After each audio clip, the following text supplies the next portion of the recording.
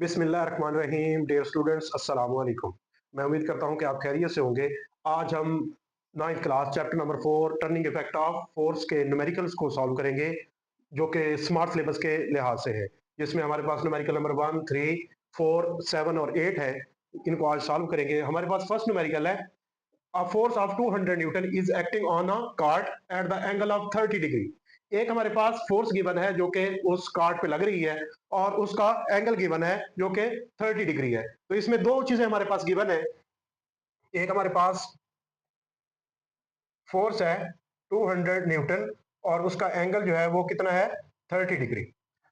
ये हमारे पास दो चीजें गिवन है और हमने फाइंड क्या करना है, find the X and Y component of force. एक हमने एफ एक्स की वैल्यू निकालनी है और दूसरी हमने एफ वाई की वैल्यू निकालनी है। तो फाइंड क्या चीज करनी है,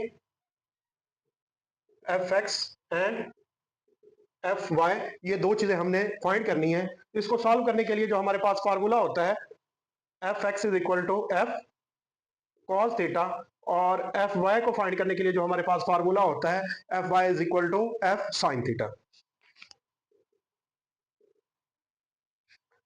फोर्स हमारे पास 200 न्यूटन है, कॉस 30, 200 मल्टीप्लाई बाय कॉस 30 की हम वैल्यू निकालें।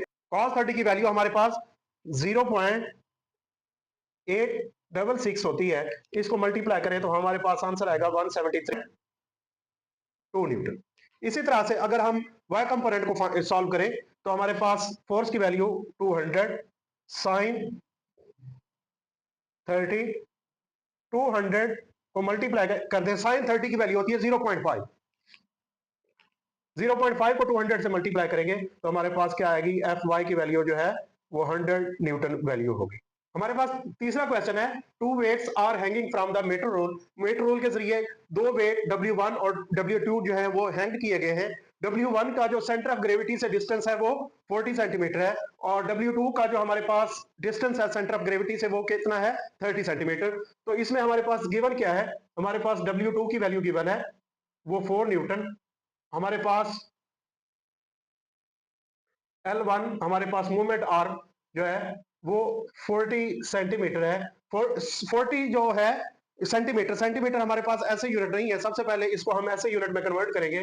तो ऐसे यूनिट हमारे पास मीटर होता है। सेंटीमीटर को मीटर में कन्वर्ट करने के लिए 100 पे क्या करते हैं, डिवाइड करते हैं। 40 डिवाइडेड बाय 100 तो 0.4 मीटर इसकी वैल्यू आ जाएगी। L2 की वैल्यू हमारे पास 30 सेंटीमीटर है, इसको भी मीटर में कन्वर्ट करते हैं तो 30 डिवाइडेड बाय 100 तो 0.3 मीटर। हमारे पास फाइंड, हमने क्या चीज करनी है, फाइंड द अननोन वेट। हमारे पास अननोन वेट कौन सा है, W1। ये हमने क्या करना है, फाइंड। इस पे जो हम फार्मूला अप्लाई करेंगे वो होगा प्रिंसिपल ऑफ मोमेंट्स, जिसमें क्लॉकवाइज मोमेंट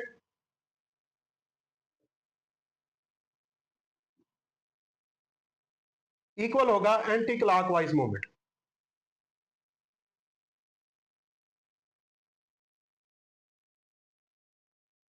क्या फार्मूला है, according to the principle of moments clockwise movement जो है वो इक्वल होगा anticlockwise movement. Clockwise movement क्या होगा कि जब ये वेट इस पे एक्ट करेगा तो ये थोड़ा सा डाउनवर्ड, ये वेट इसको मूव करवाने की कोशिश करेगा, जबकि अगर ये वेट एक्ट करेगा तो ये इसको एंटी क्लॉकवाइज मूवमेंट प्रोड्यूस करवाने की कोशिश करेगा। जब ये वाला मूवमेंट, क्लॉकवाइज मूवमेंट और एंटी क्लॉकवाइज मूवमेंट इक्वल हो जाए तो वो होता है हमारे पास principal of moments.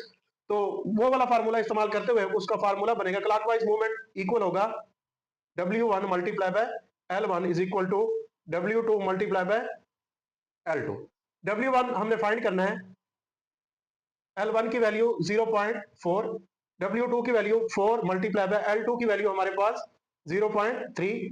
W1 is equal to 0.4 यहाँ पे मल्टीप्लाई हो रहा है, दूसरी तरफ लेके जाएंगे तो ये वैल्यू क्या हो जाएगी, डिवाइड हो जाएगी। 4 मल्टीप्लाई बाय 0.3 ओवर 0.4, इसको सिंप्लीफाई करेंगे तो हमारे पास जो आंसर आएगा 3 न्यूटन।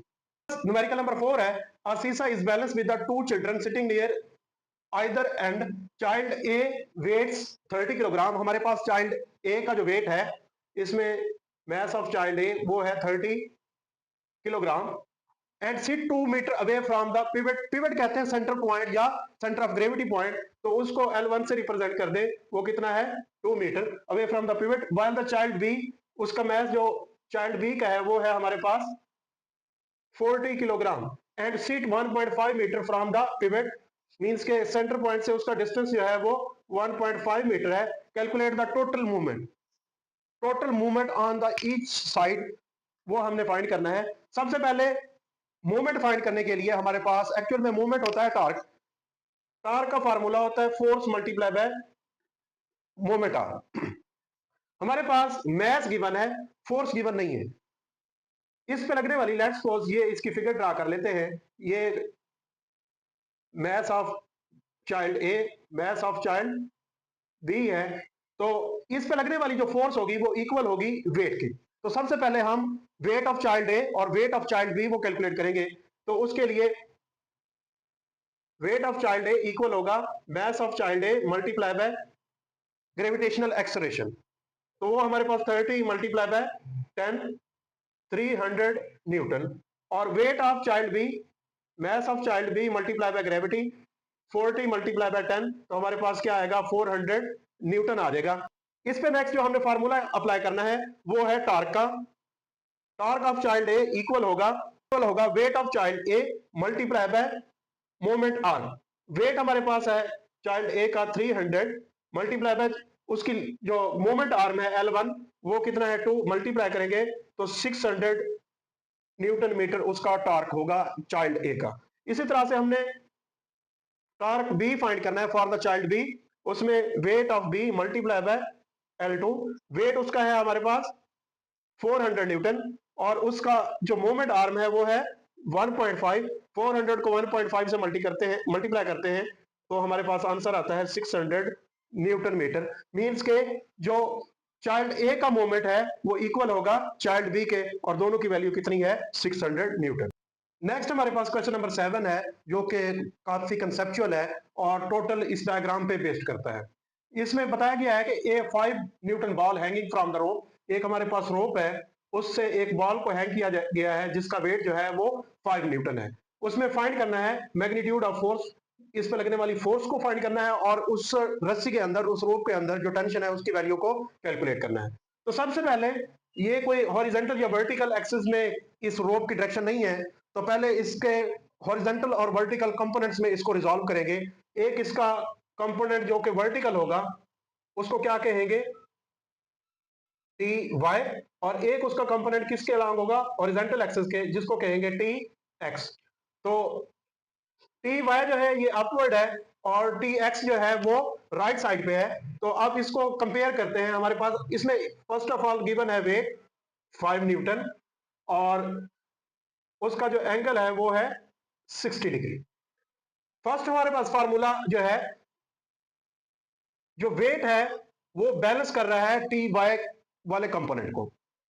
टेंशन का वाई कंपोनेंट जो कि अपवर्ड है और वेट किस तरफ है डाउनवर्ड है, दोनों ने एक दूसरे को बैलेंस किया हुआ है, क्योंकि बॉल नीचे की तरफ नहीं आ रही और ना ही ऊपर की तरफ जा रही है। मतलब कि ऊपर लगने वाली फोर्स और नीचे लगने वाली फोर्स जो दोनों क्या है बराबर हैं। तो हम कह सकते हैं कि टी वाई इक्वल है हमारे पास वेट के, और टी वाई किसके इक्वल, Y component T sine theta is equal to weight, या थीटा की जगह हमारे पास एंगल जो है वो कितना है 60 डिग्री का।